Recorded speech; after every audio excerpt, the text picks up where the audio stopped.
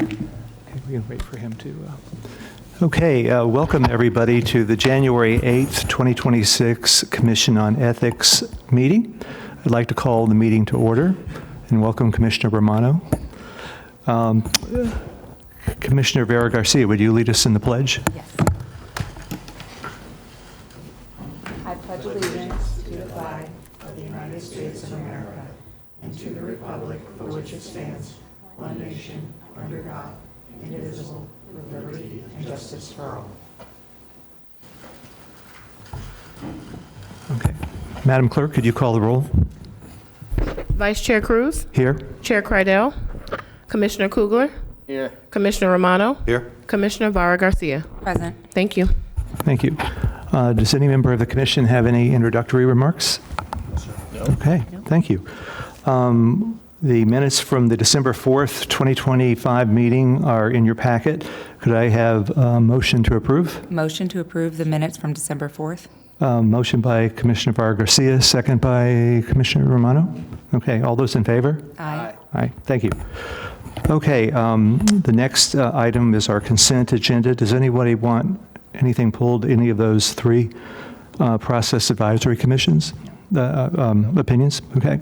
Can I have a motion for approval of the consent agenda? Motion to approve the consent agenda. Second. Motion by Commissioner Kugler, second by Commissioner Vara Garcia. All those in favor? Aye.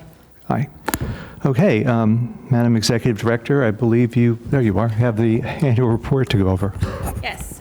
Good afternoon. I am pleased to present the 2025 Palm Beach County Commission on Ethics Annual Report as we celebrate 15 years of fostering integrity in public service here in Palm Beach County. And today, I'm just going to give you a brief overview of our work from the past year, highlighting a few key accomplishments to give you a good sense of what's inside the report and the impact that we've made. So to start, I want to briefly show you what the annual report includes. Inside, you'll find an executive summary, background information about the Commission on Ethics, including our mission and who we are, highlights from our strategic plan and the ongoing results from our satisfaction surveys, as well as a snapshot of our achievements from 2025 and a look back at what we've accomplished over the last 15 years. This year's report really tells both our year in review story and our long-term impact. And to begin every presentation, I always like to remind everybody of what our mission is. And our mission continues to be fostering integrity in public service, promoting the public's trust and confidence in that service, and preventing conflicts of interest between private interests and public duties. And we accomplish this mission through our education and community outreach, and by providing clear and timely advice and information to public officials, employees, and members of the public. And our core values remain honesty, integrity, and character. All right, so one of the ways we measure the effectiveness of our programming is through our customer satisfaction surveys.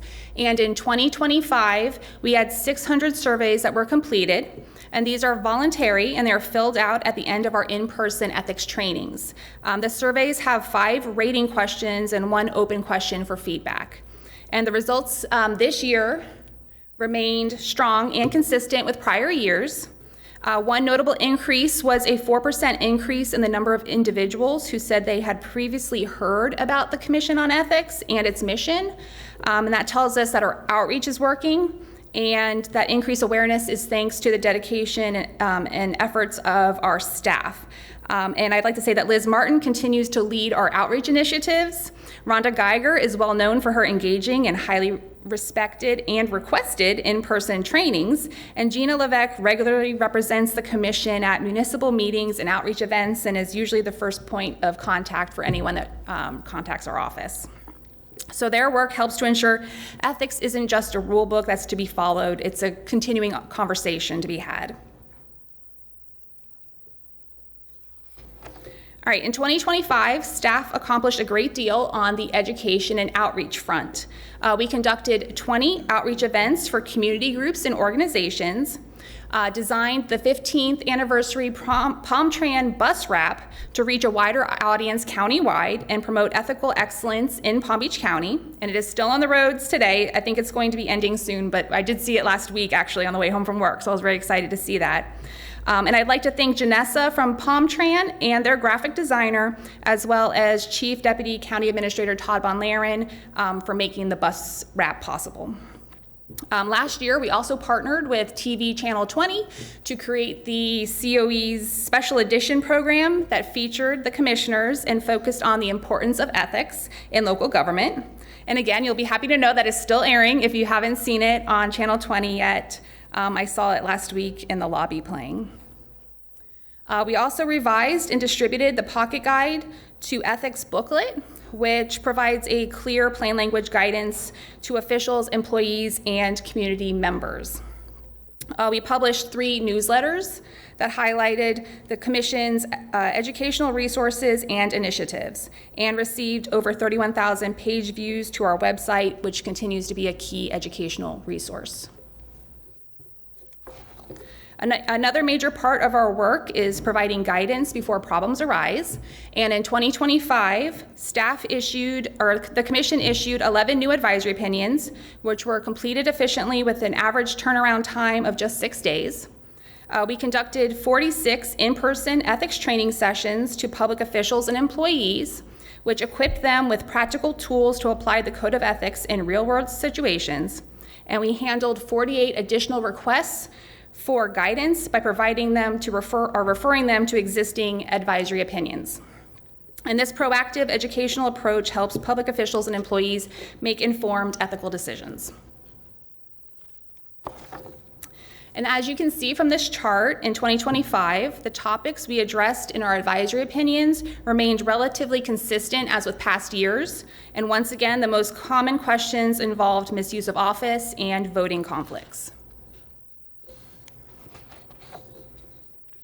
On the enforcement side, staff completed 55 pre-inquiry reviews. They investigated 20 sworn complaints, and of those, 10 were administratively dismissed for a lack of legal sufficiency. 5 were dismissed with a finding of no probable cause. 1 was resolved by a letter of reprimand being issued. 2 were resolved by a letter of instruction being issued. And again, those letters of instructions reinforces the importance of continued education and early guidance. And then 2 remain ongoing. It took an average of 30 days to complete the investigations into routine complaints and 113 days for complex complaints. And these turnaround times reflect the thorough, efficient, and consistently high-quality work that is performed by Investigator Abigail Irizarry and Investigator Mark Higgs. And just like advisory opinions, the topics of our complaints remain relatively consistent year to year. And once again, the most common issue involved misuse of office and corrupt misuse.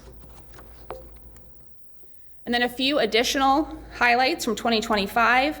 Staff conducted 15 training policy compliance reviews. And the purpose of these reviews is to ensure that the counties and the municipalities are actually following their own ethics training policies. And at the end, we ultimately just want to make sure that everybody's getting trained, but we also want to make sure that they're following their own policy that they put in place. We reviewed over 1,000 gift disclosure forms that were submitted by public officials and employees.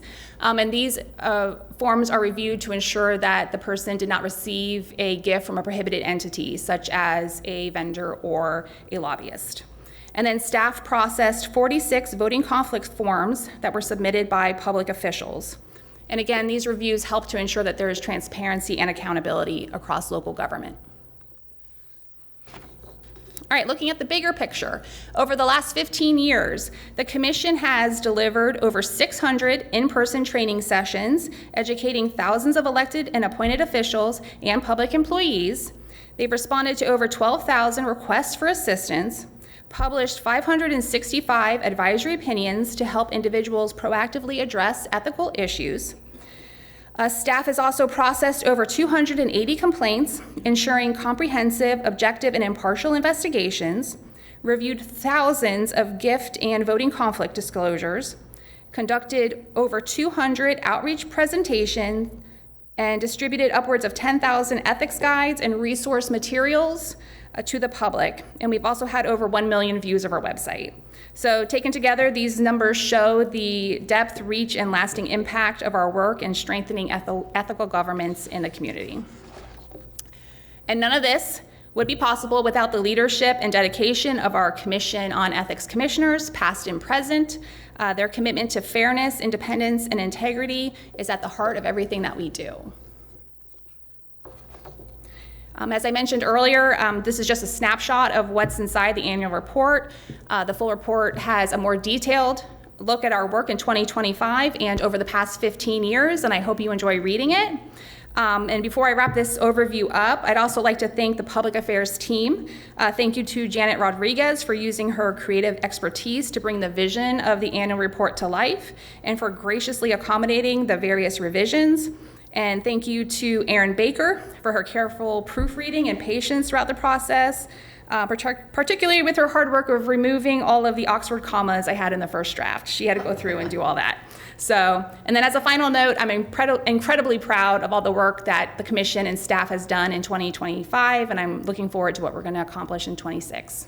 So, thank you. Thank you, Madam Executive Director. Any comments from the Commission? Commissioner Romano. I'd like to congratulate you all on a great job. It's a real honor to work with all of you. Up until last year, if the Commission staff became aware of unethical conduct, they could legally investigate that. And then the state legislature, and I think it's important for the public to be aware that the state legislature, for reasons known only to them, passed a law that said, unless somebody complains, you can't investigate, you, the COE, can't investigate unethical behavior, even when you become aware of it. If nobody complains, I guess it's not a breach of the law, according to the legislature. I think the public should know. And I wonder, is there a way to keep track without too much trouble of how many cases that would have been, so that at the end of the year we could say, here's the ones we're not allowed to investigate, but that we thought should have been investigated? We can do that because the pre-inquiry reviews is any information that we receive that is not a sworn complaint, and then we'll look to see if we even have jurisdiction over it. And if it is something that we have jurisdiction and it looks like it could potentially be a violation, if we're able to, we will reach out to them. So if they mail it anonymously, there's no way for us to reach out to ask, hey, this might be something. If you would like to file a sworn complaint, we could look into it. So we'll do that. Usually email is easier. We've had a couple where they sent us the information, and we determined this is under our jurisdiction and it might be a violation, and they actually did file sworn complaints. By the way, did I correctly state the gist of the law? Yes. So, but that is something that we could keep track of. I know off the top of my head, I think we only had 2 that we weren't able to reach, where it looked like it could be something, not saying that it was, but it could have been something, but we weren't able to contact them in any way. Thank you. Thank you. Commissioner Vargas-Garcia. Yeah, I just want to say that was a great report. I'm looking forward to reading it, and great work, everyone, this year. So, thank you. Mr. Kugler. Yes, so I echo what the other commissioner. Nope.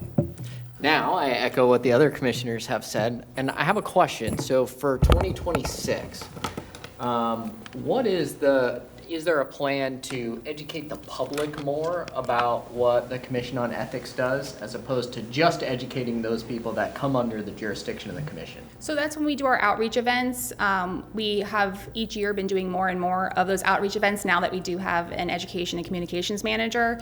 So we're going to continue those efforts, and we've been finding different ways to reach out to different community organizations to see if we could just, usually in like January, I think, Liz, it's like January, February, March is when the most people are here, and we're most popular to come as a speaker. So that's when our big events will be coming up in 2026. But each year, now that we have Liz on board, we are doing more and more of those events. Good. I think it's important to continue to let the public know the work that you all are doing and how,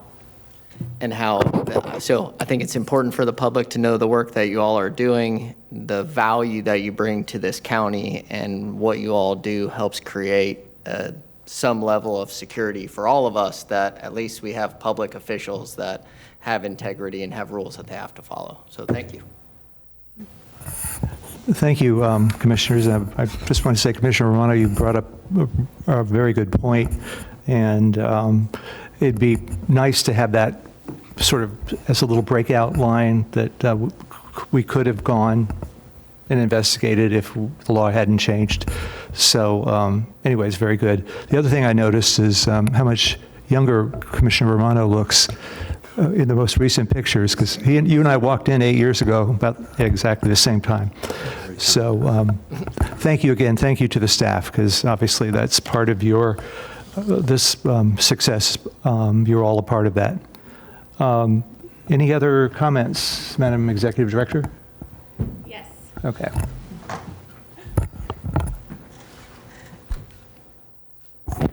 All right, since our December meeting, staff had a booth at the Palm Beach County's inaugural job fair, which drew more than 500 attendees, and it was a great opportunity to introduce people to our mission. Staff also provided ethics training sessions to the Delray Beach CRA, the Aviation and Airports Advisory Board, and the Public Safety Coordinating Council. And then Ms. Martin also attended the 3-day COGO conference, where she learned about some new approaches to designing and delivering ethics trainings, as well as examples of online training platforms, e-learning tools, and digital outreach methods that are used by other agencies. So that was a great event, she said, to attend. And then a quick update on the Book appeal. Mr. Book has filed his reply to the Commission's response, so now we're just waiting for the 15th Judicial Circuit's decision in that case. And then finally, I just want to wish everyone a Happy New Year. Thank you. Same to you. Commission comments. Commissioner Romano? None. Commissioner Vargas Garcia? Commissioner Kugler? No. Okay. I see no public comments have been, cards have been received. Okay. We will adjourn the meeting, and then, Commissioners, we will be back at 2 o'clock to sit as the Inspector General Committee. Okay. Thank you all.